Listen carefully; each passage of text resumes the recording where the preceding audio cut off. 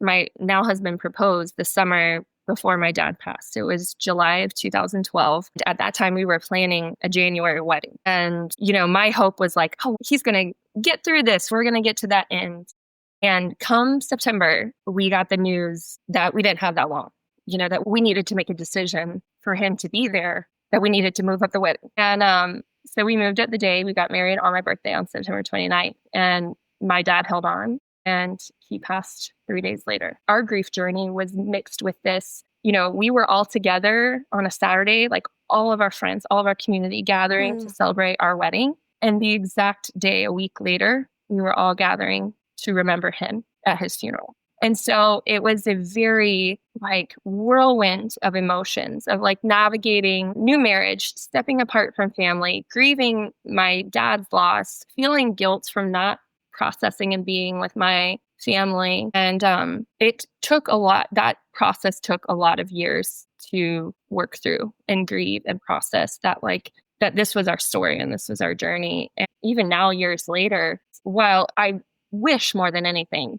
things didn't have to go this way. I wish my dad was here. I wish this didn't have to be our story. But I look back and I wouldn't be the person that I am now without that.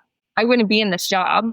I wouldn't be doing the things I'm doing now as a wife and a mom without experiencing that grief and that loss. And it has all been part of God's story. And that has taken many years of grieving and even therapy and processing. That did not happen overnight. It's a beautiful thing that's both hard in the grief, but also hopeful that it's been part of our story and that He's used it for good.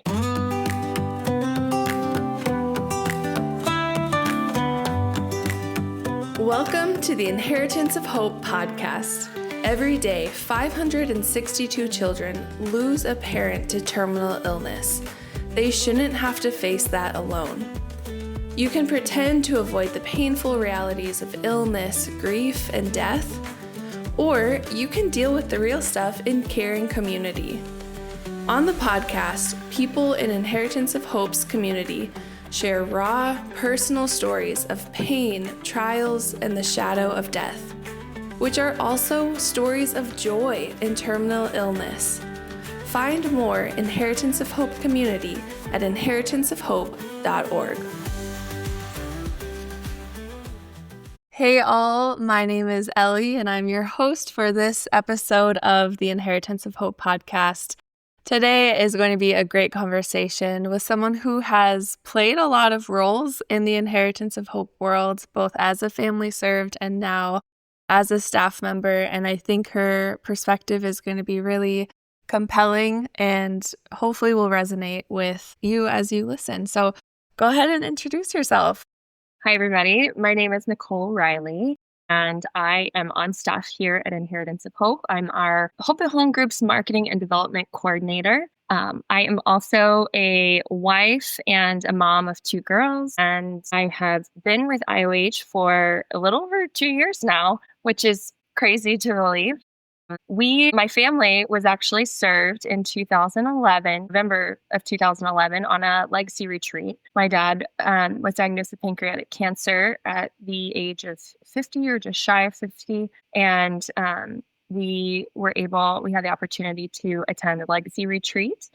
And he passed away actually in October of 2012. And so we've had some time in between, and I came on staff a little over 2 years ago to now be able to serve families similar to mine. And it has been one of the sweetest gifts that I didn't know I needed in our journey. I'm excited to dive in and share some of that today. Yeah.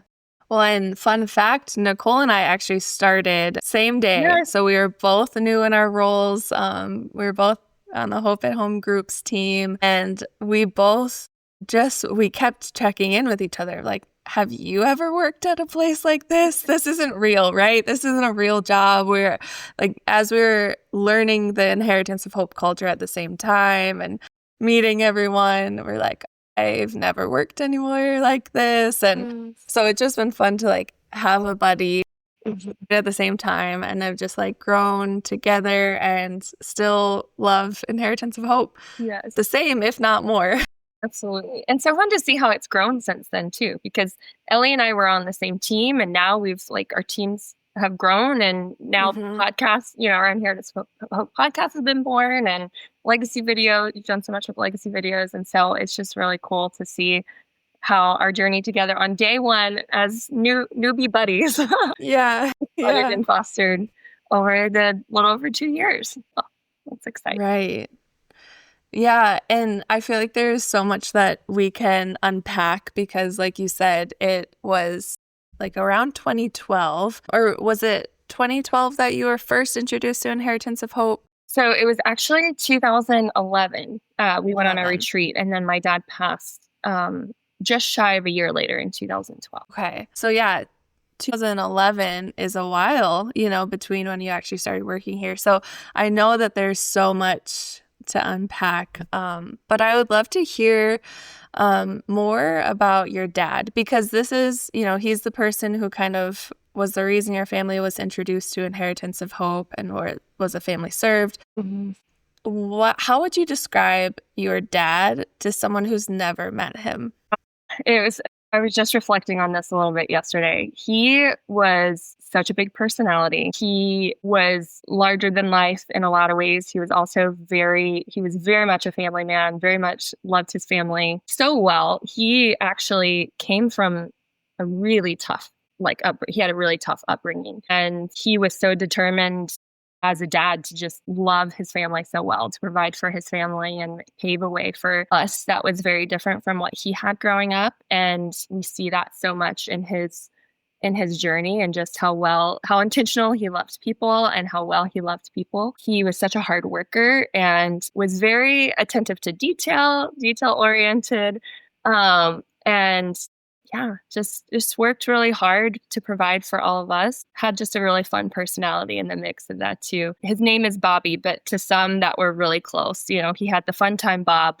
Like when he wore the Fun Time Bob hat, it was like he was out to play and relax and enjoy. And he was such a jokester. He would pick on us all the time. And as a young kid or as a teenager, I'm like, come on, Dad. I mean, really, like this is ridiculous. But we laugh about it so much now, like his stories and just the way his personalities, even like filtered into me and all my siblings. It's really sweet. I love that. Just the good combination of like being a provider and like being super present, but also not being like super serious all the time is a great combination.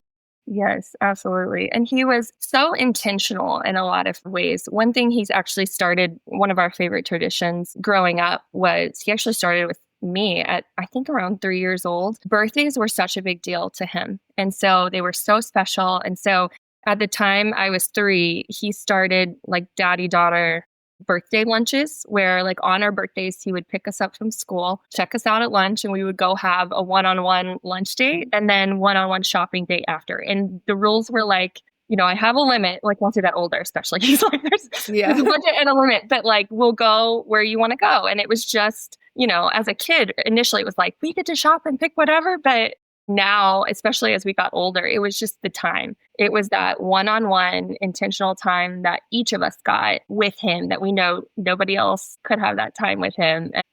It was, it carried on, those birthday traditions carried on till my very last birthday before he passed, which is very special story in and of itself. And it's so sweet too that my husband has started that same tradition with our daughters. And it's something they look forward to every birthday is their daddy daughter date. Yeah, just the way that he carved out that time to be so intentional and was just something, each of me and my siblings treasure, now more than ever. I love that your husband is now doing that for your girls and kind of carrying on that legacy that was so valuable to you and you have such fond memories of. Yeah, it's very sweet. Yeah, and how old were you when your dad was diagnosed? So I was actually in college. I was 20. Actually, I would have been 21 that fall. And then so there's 4 of us. I'm the oldest of 4. And I have a sister. My sister Savannah and I are 18 months apart. So we're very close in age. And then our younger sister and brother, there's a gap in between our ages. So my youngest sister is 8 years younger than me. And then my brother is 9.5, almost 10 years. So while Mm. I was in college and an adult when my dad was diagnosed, my sister and I both were in college, actually, the one closest in age. Avery and Nathan were still very young. So my brother would have been 10 and my sister would have been um, 11 at the time. Yeah. And Yeah. so, there's a big age gap there too, where, when we receive that diagnosis, there's still a lot of, you're hit with like so many big life milestones that are still to come. I think any of the families that we serve see that and like start thinking about the what's to come. If you had to I know there's, I'm sure, a novel version for this answer, but if you had to put it in like a bullet point kind of way, how would you say that you and each of your siblings received the news of your dad's diagnosis, and like how was that process with such an age gap? Because like you said, you're in college, which is a very different experience and like emotional capacity than a 10-year-old. So yeah, what was that like for all of you? We certainly all processed very differently. I think I went into like helping, like assistant mama mode, where as the oldest, like, how can I support my mom and our parents in this? My sister Savannah, also had a different way of processing as well, where she and my dad are we're a lot alike in a lot of ways. And so, her grief from that looked different. She was also living away. She was about 2 hours away at the time. My school that I was at USF, which is not far from where we live. So I was only like 40 minutes away. I was very close location wise. But she was a little bit further. And so that was hard to just be away and not be close to our family. Like as we were walking through some of that, Aubrey and Nathan were in elementary school. They were still young. And so, of course their grief looked very different too. But I would say for me personally, it was like switching into that like care assistant, caretaker role. Like, how can I help with the kids? How can I help my mom and my parents? And I was home a lot from college. And actually, the school that I was at, my dad was treated at Moffitt Cancer Center initially, it shares the same campus as University of South Florida, which is where I was going. So I would, in between some of my school sessions, go over and sit with my dad during his chemo treatments. And he's like, "Why are you here? You need to be off of college doing your thing." I'm like, there's nowhere else I'd rather be right now. And it also was like sweet one-on-one time that we had, like in between those treatments, I could go over and just check in and have time with them and then go back. So, in a way that was a blessing in and of itself too, that the time that I had. And vaguely remember you sharing a story of like how you had a plan, I think, to go to a different college or something. And then it really felt like the Lord redirected you. I'd love for you to share that story if you'd be willing. Yeah, absolutely. So this about me because we worked together, but my family is like hardcore Florida Gator fans. Like we have been from birth. Like we were all destined to be Florida Gators. We still are. And we've kind of carried that down to my children now. But we were such avid Gator fans that like the only school I ever wanted to go to was University of Florida, which is in Gainesville. And that's about 2.5 hours from where we live. I applied to other state schools as well, but that was like the number one that I wanted to go to. And I was the first of like all of our grandkids, all of my siblings to go to school. I was the oldest child, oldest grandchild too. And so when I applied, we were hoping for me to carry on the alumni tradition, and I did not get in. And I was devastated because that was where we wanted to go, or where I always thought I would go. And I got into University of South Florida, and I'm like, okay, well, God, like this is where I'm supposed to be. It's not really where I want to go, but it's not far from home. It's fine. And like now looking back, what a blessing. Like, God already had all of this paved out from the very beginning, and I wouldn't change a thing. And so my sister Savannah actually, a year and a half later, got into Florida, and that's where she was attending when we were going through all of this too. And that was hard. I know that was hard to just distantly be away, but she had a sweet community there too. Like each of us have our own stories and how we've, processed and walked this in its own way. And I don't want to speak on her behalf, but I do now see, looking back, like that was God's gift to me at the time, was to be there and to be an extra set of hands and to have those moments with my dad too. Yeah. And I think such a powerful testimony of like our desires that we think like, what could be wrong about this dream school and going there? And there's nothing maybe inherently wrong about it, but how God just invites us into a better story that we have no idea what's going on. So when you receive this devastating news of like, why on earth? What is this the story? And it's actually so that you could be close to your dad as he's receiving these treatments and that you get all this quality time that you probably wouldn't have otherwise gotten. Yeah.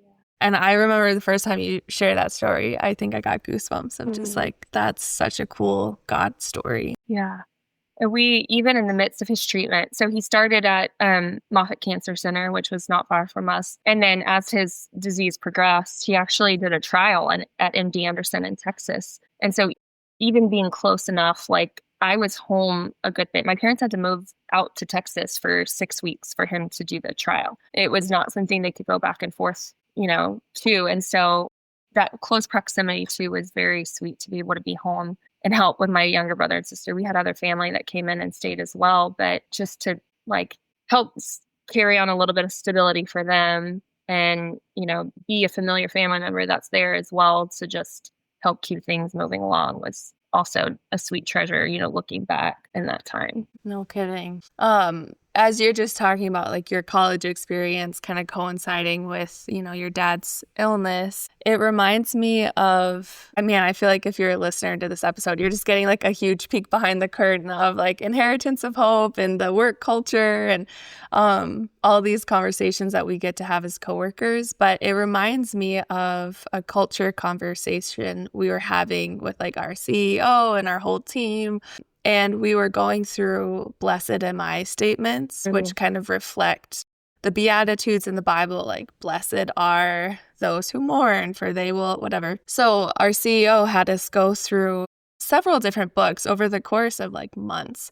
So every time we would meet, we would be reading different books and we had to pull out blessed am I statements from each book. And then that obviously turned into like statements that we just saw in our own lives. And it ended up being like a 6-page document. Like we were adding so much to it. I have it pulled up here. There's so many. Honestly, if you want the list, send me an email at podcast@inheritanceofhope.org. I want to send this to anyone and everyone. Maybe we could even post it on our Instagram. Let's see, like one of them is, blessed am I when I am stripped of anything that will bring me happiness, because I am left with everything that will bring me joy.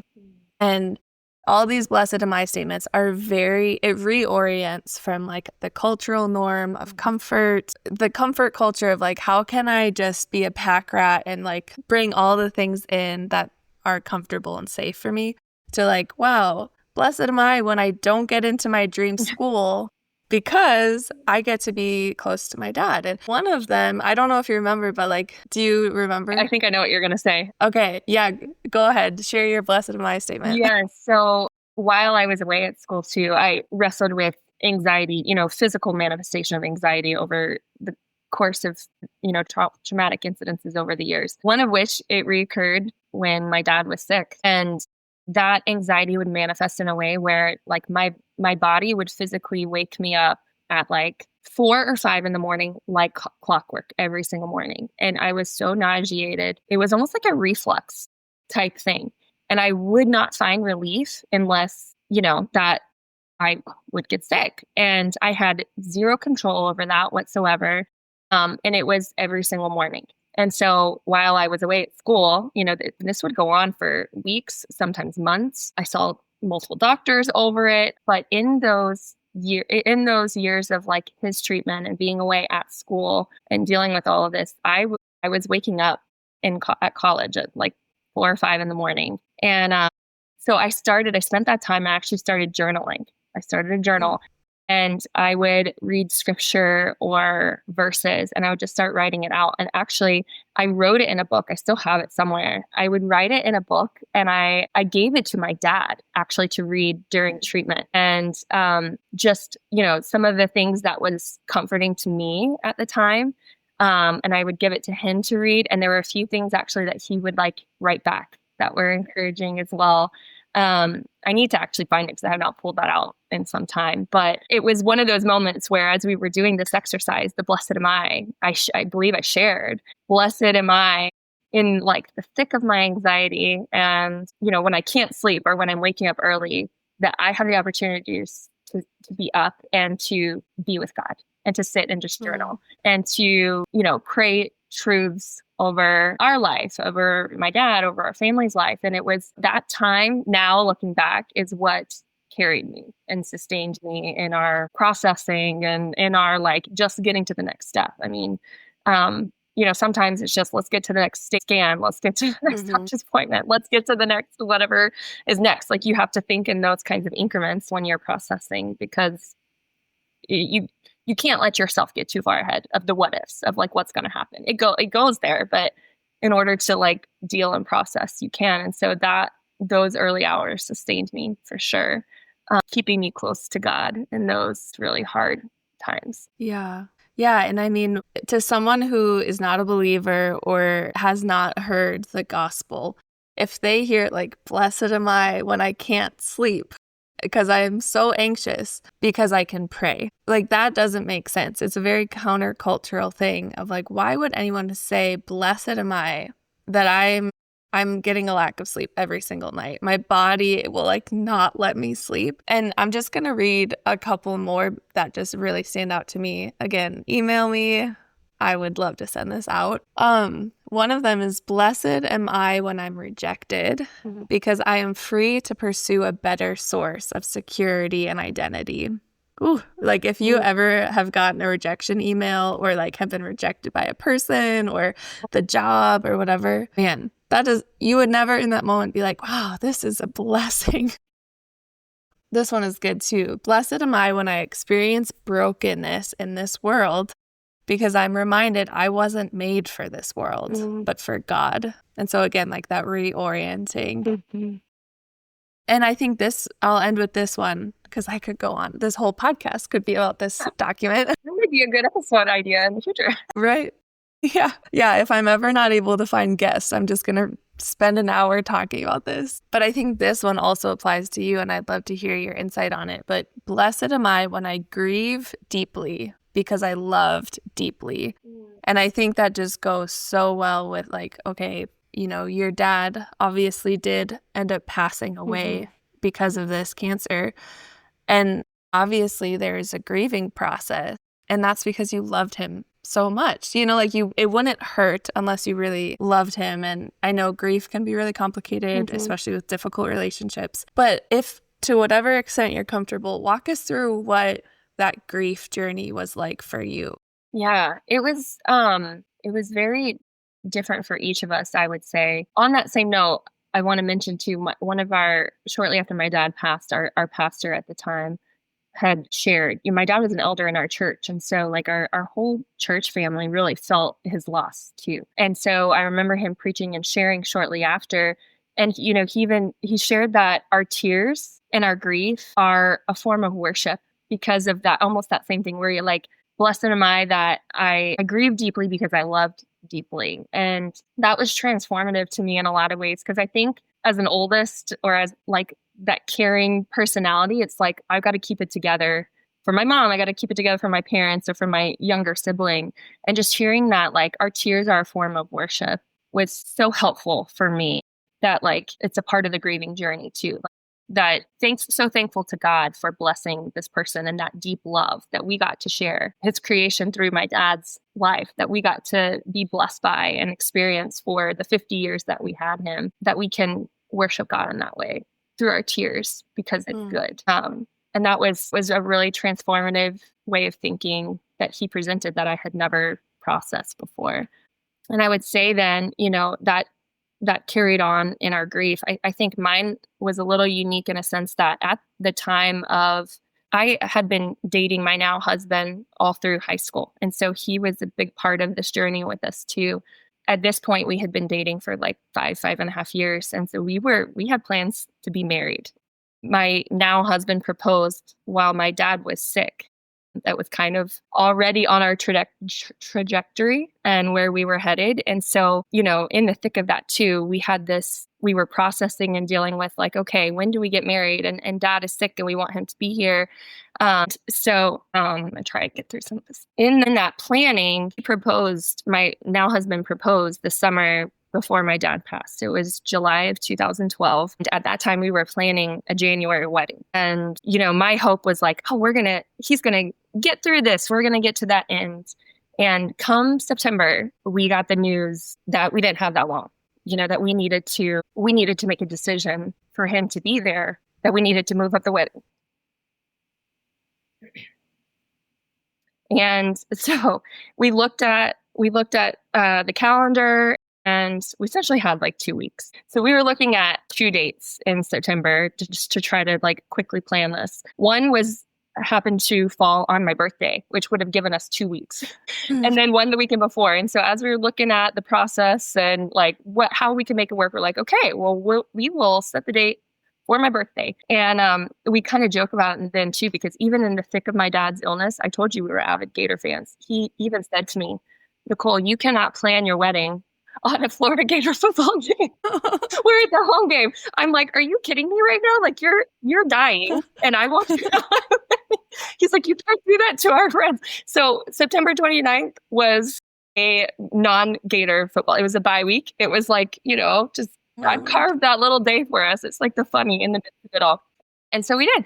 And so we got married and we pushed it up. And I have never in my life witnessed the body of Christ at work until our wedding, where we had people just like our church family came together, our friends in our community to just step in and say, I'm going to do this. And let me cover this for you. I would like to do your flowers. Let me take your wedding photos. It was like each day we were like praying for those next steps. And God had answers through people. And it was just so beautiful.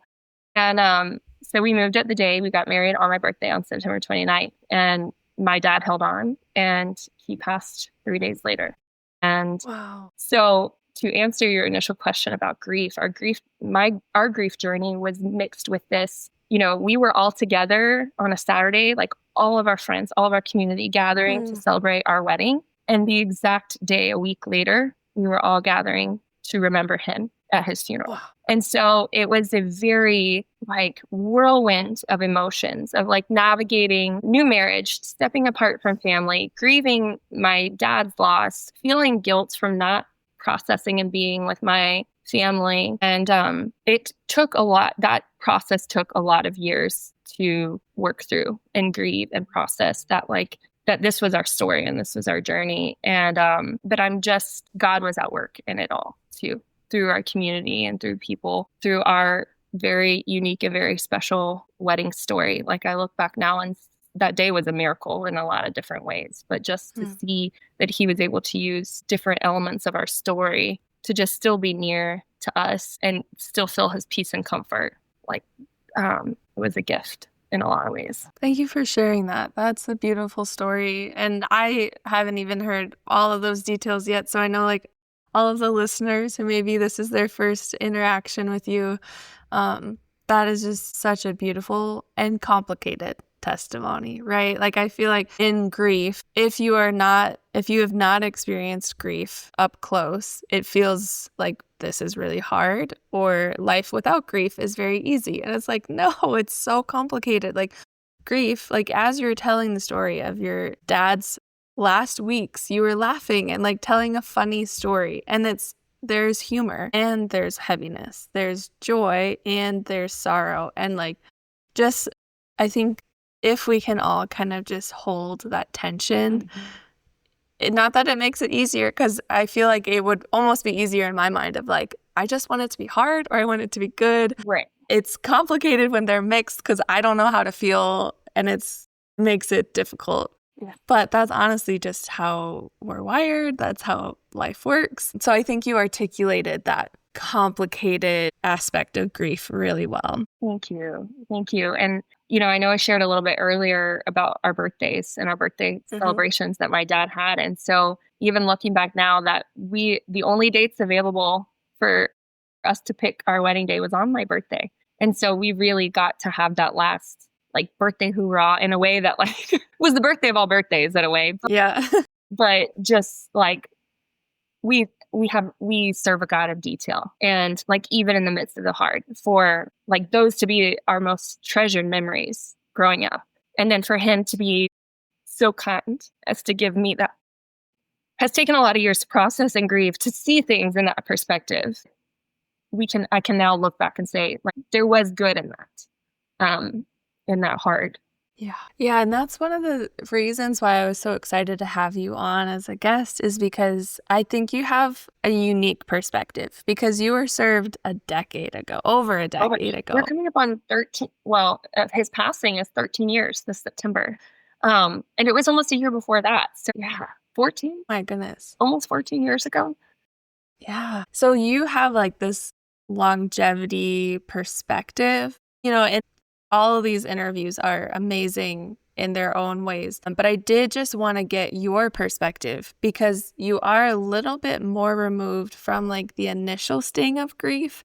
But like knowing you as a coworker and these culture conversations and stuff, like there are many times you still bring up your dad, and like the grief is still there because you miss him. Mm-hmm. And so I would love for you to share any perspective or insight or lessons like you learned almost the hard way Mm-hmm. of having grief kind of with you as a lifelong companion.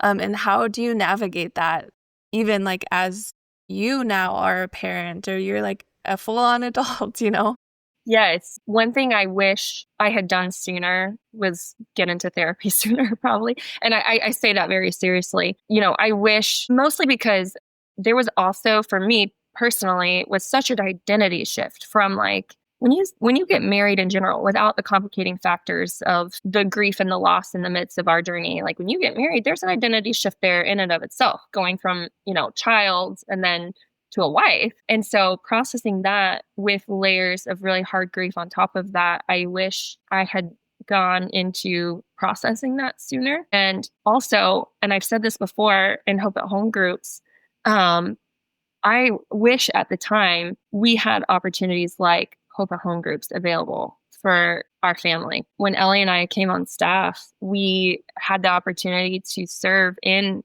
Hope at Home groups, in different groups. And I was placed in the Life After Loss group. And I served there for, what would you say, like a year? We were in there for at least a year, maybe a year and a half. And that group was so healing for me, even at that point, 10, 11 years later, to be able to say, man, this is something I wish we had available for our families then. To be able to have conversations with people that could relate to your pain. And even though I had not lost a spouse and I was hearing others share about their loss of a spouse, it's still a loss and a grief. And each of us in our own way, we had those special conversations where they would share those things too. It's like we've all experienced grief and being able to support each other in that way. And so that is one thing I would say that I wish I had done sooner too, or that I wish we had available to us, is a support group or Hope at Home groups, then to be able to plug in and just to walk through, because there was such a level of comfortability even in helping facilitate that group, that like someone would share something about their experience post grief, like with the changing dynamic of relationships. And it's like, yeah, okay. Everyone is nodding and agreeing like, oh yeah, I get that on a different level or on a new level. And that group was so healing for me, even many years later, to be able to just walk with those individuals in that season. So I would say that would probably be my lessons learned, is just having a community around you to be able, who really understand and who really get it, where you can process the hard. Facing terminal illness is difficult enough, but you don't have to go through it alone. Whether you're at home, in a hospital bed, or on the road, join us. We are a community of people that get it. Find the connection, support, and hope you deserve. Because when you don't know where to turn, you can always find hope at home. So don't waste another second. Sign up today. Hope is waiting for you at inheritanceofhope.org. Yeah. And I remember you sharing a unique perspective, because for you joining the Life After Loss group, which is for spouses who have lost their person, like they were in the caretaker role for however many years and they lost their spouse, which is obviously different from the kind of grief you experienced. But I remember you saying that people were really impacted by seeing someone who lost their parent to a terminal illness doing okay as an adult. And that gave them hope as they're in the thick of grief of like, are my kids going to be okay? Like, I hardly feel okay. And now my kids who just lost their mom or their dad, I don't know if they're going to be okay. But then for you to be in that group and like have this, decade being removed from it, and you are living this beautiful life with your own family and you still love your dad and you hold on to that grief still. I know that was really inspirational and like some hope to cling on to for those families. Yeah, I was really questioning my ability to, come in and step in and serve because I had not lost a spouse, but I had lost a dad. And I think that was vocalized in the group at one point. And there were a few of them that stepped up so quickly and was like, we are so grateful to hear this perspective. And I was so thankful. It was just a sweet God moment too, that, they just affirmed kind of what you had shared, a different perspective, and that there was a bit of hope in that, seeing kind of the next phases. And I would say in this position too, now looking back and even having the time that I had in that group and processing, even now years later, I look back on these years, and while I wish more than anything things didn't have to go this way. I wish my dad was here. I wish this didn't have to be our story. But I look back and I wouldn't be the person that I am now without that. I wouldn't be in this job. I wouldn't be doing the things I'm doing now as a wife and a mom without experiencing that grief and that loss. And it has all been part of God's story. And that has taken many years of like grieving and even therapy and processing. That did not happen overnight. But I would say too, even in looking at our family story, this part was a very intricate role in each of our stories, but God used it in so many ways to get each of us where we are today. And it's a beautiful thing that's both hard in the grief, but also hopeful that it's been part of our story and that He's used it for good. And it's also allowed me a different perspective on the way that I love in relationships and in the way that I parent my kids. You look at life from a much different lens, having lost and grieved. You treasure time. And that's actually one thing I remember my dad saying over and over before he passed away, like in the thick of his illness. We would worry and, fret over things. And he would, if he'd said it once, he said it 1,000 times. He was like, stop and reflect and think about what's most important in life. Like you just have this different shade of, is this the most important thing right now for me to be stressing about? Or is this worth my worry? Like stop and reflect and think about what's most important. And I think that that's a gift that grief and loss has given me, and the way that I love and parent my kids, the way that I look at relationships and like, is this important? What's most important in life? And I am thankful for that perspective shift because I don't know that I would have that, and I wouldn't be where I am today without those experiences either. And it sounds like your time with Inheritance of Hope, whether on the retreat initially with your whole family or even as a staff member and in the Hope at Home groups, has offered a lot of healing as well. So I want to do a little like before and after thing, like before Inheritance of Hope, and that can be like before the legacy retreat or before your time on staff. What were some things you were worried about or resistant to, things that felt hard in your life? And then what difference did Inheritance of Hope make in that journey for you? Oh, that's good. I would say the before and the after. I think the pivotal shift that Inheritance of Hope has brought in my frame of thinking is community, and like not having to process and do it alone. I would say we were blessed before, like in the thick of my dad's illness, to have community and to have a wonderful church family. I know that not always the case.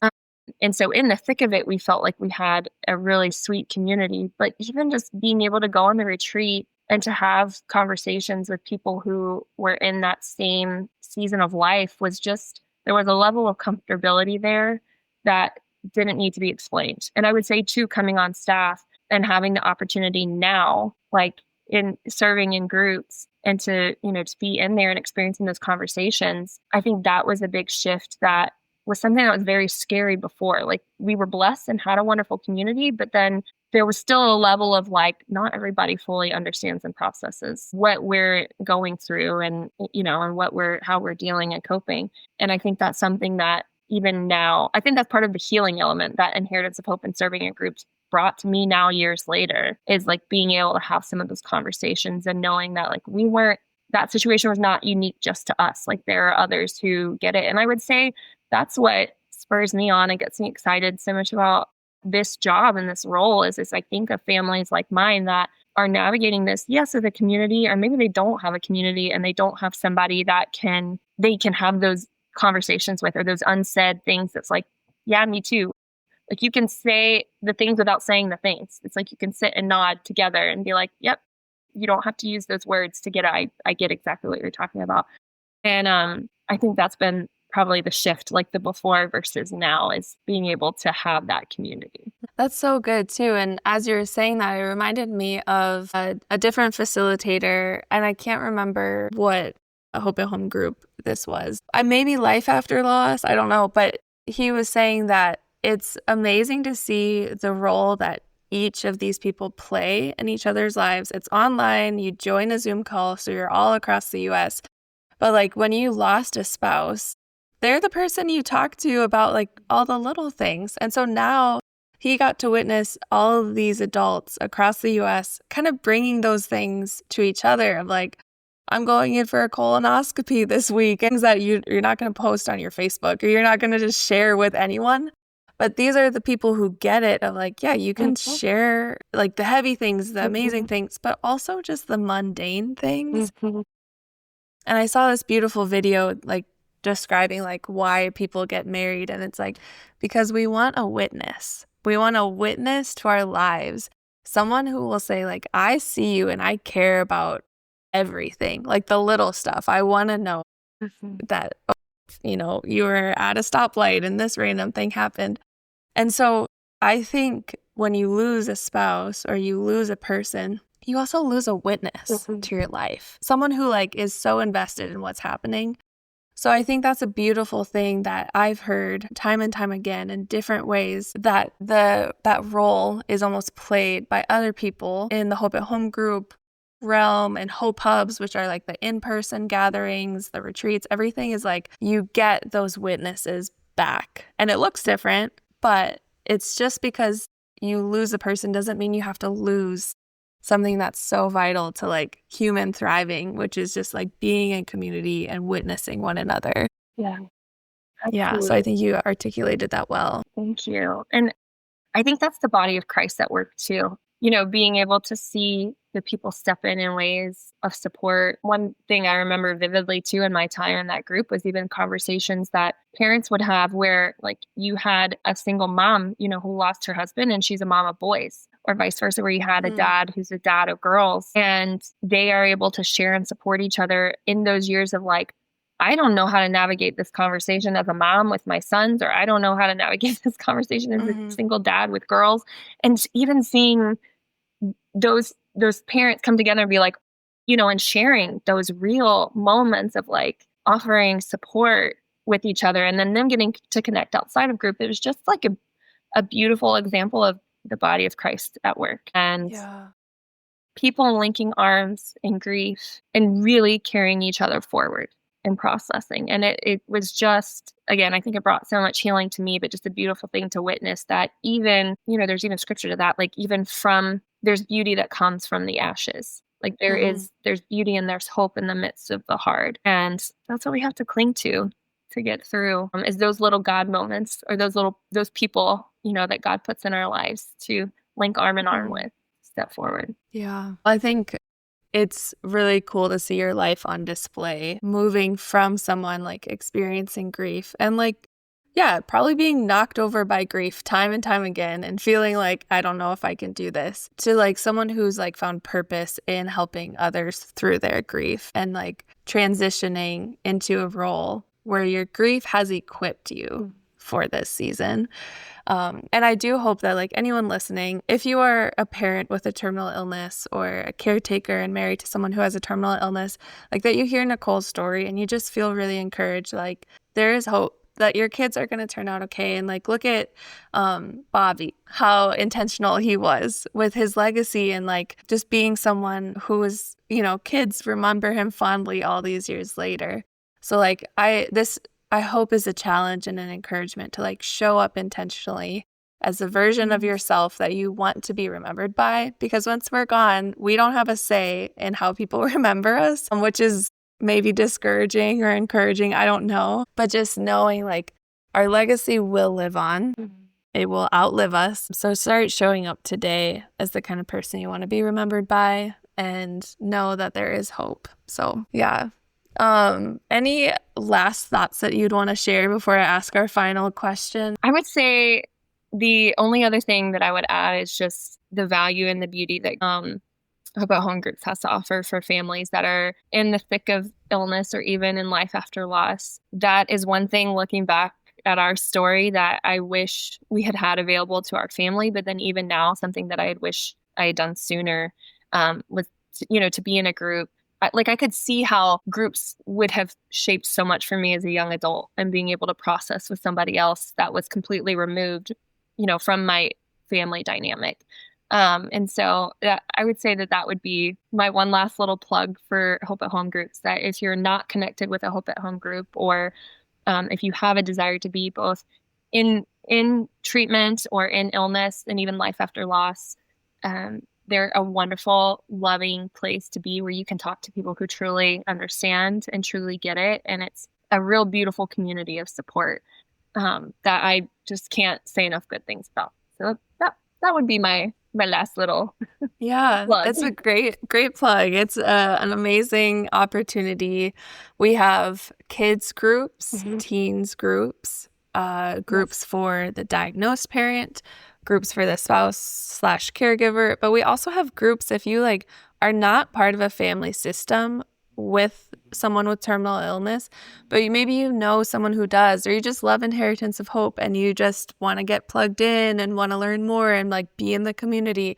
We also have groups for that, like a Just Show Up book club. And so definitely go to inheritanceofhope.org, check out Hope at Home Groups, sign up for one, multiple, up to you. We have some that are in one, and we have some that are in some a couple days a week, and they're offered weekly, which is really great. And you can connect from anywhere. You know, we say either from home or hospital bed, from the phone, on the go. There was someone in our group that we had in Life After Loss he had a very long commute each day, and he would join from his phone in his car ride on the way home, or, you know, a mom cooking dinner at night that just needed community and wanted someone to talk with. And they're joining from all over, anywhere, when it's convenient and in whatever fashion you'd like. When Nicole and I were both in separate groups, I was in the metastatic breast cancer group as a facilitator there. And it was so funny. Yeah, you'd get people like, you'd just get a whole tour of their house as they were like folding laundry, or they were cooking dinner, or picking their kids up from soccer. Like you kind of had a lot of different views. But the biggest thing is like, just you tune in, you get the community. It doesn't matter if you're doing something else. It's worth it. Yes, absolutely. And it just feels like you're part of the day-to-day life with them. Like when you get the tour of the house, or like as you're cooking dinner, it's like, what you cooking over there? So-and-so? Like it's just, you know, it just it's another sweet element of community that just, can't say enough good things about it. Perfect.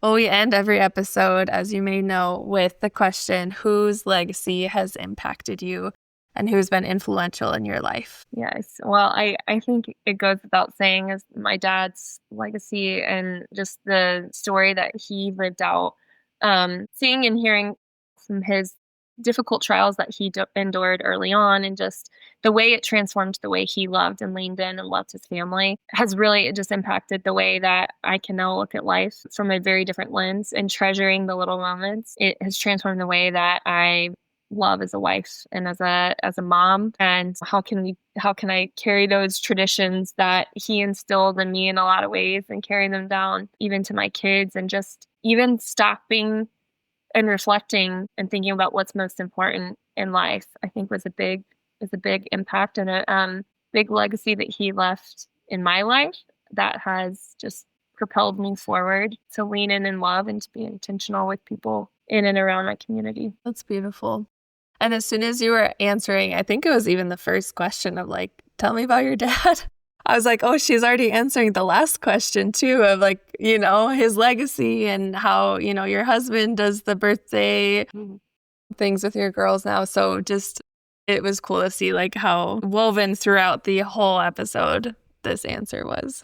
And his love for Florida Gators. I've carried that on with my kids too. Yeah. I wouldn't do it justice if I didn't highlight his love for that. I mean, so much so that we buried him in his Gator gear because that's how he would have had nothing. He would have had it no other way. So we carried on that tradition too with our kids. I love that. Oh my goodness. Well, Nicole, thank you for the time that we got to spend this together this morning. I really do hope this is inspiring for people listening, and you have a beautiful story. So thanks for being generous with it. Thank you, Ellie. And thank you so much for all that you're doing with this podcast and sharing stories and highlighting just stories of love and loss and grief and hope in the midst of hard. And you're doing a wonderful job. And thank you for inviting me on and to share.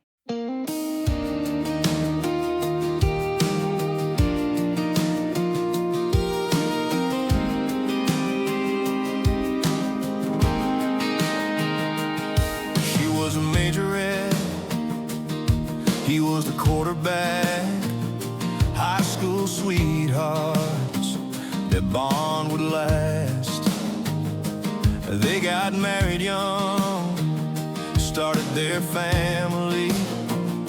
Their love was rare and beautiful to see.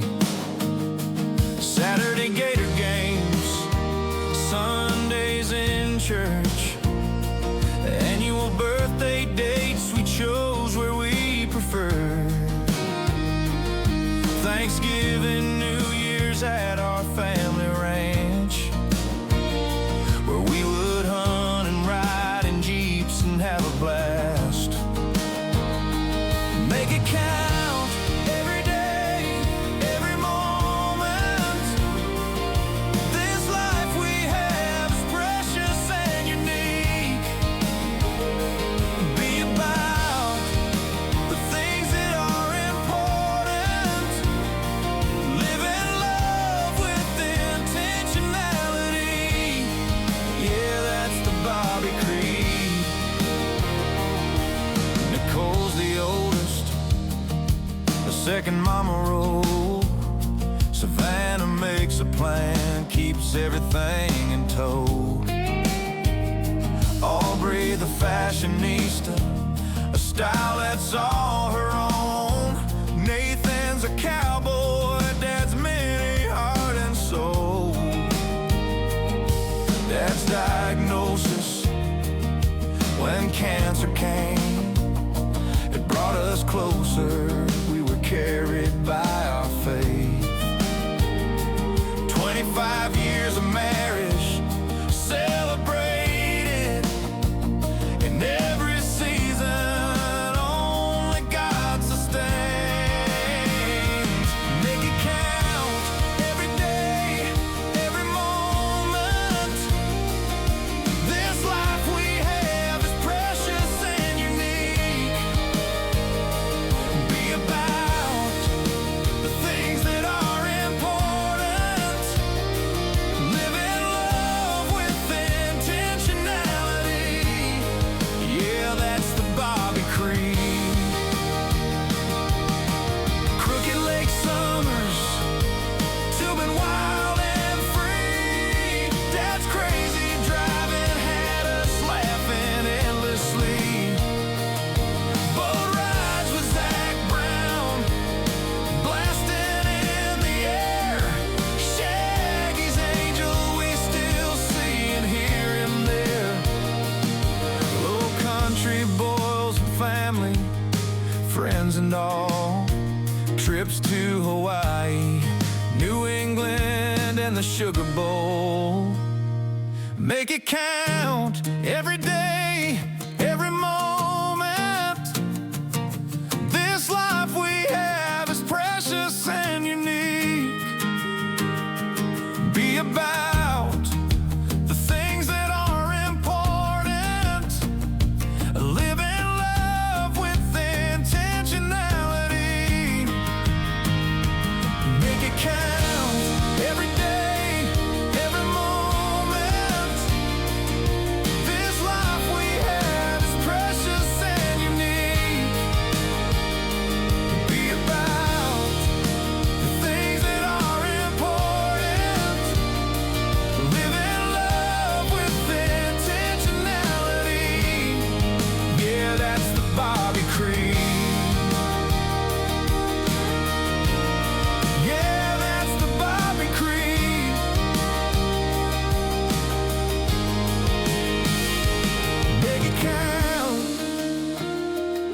make it count. Yeah, that's the Bobby Crate.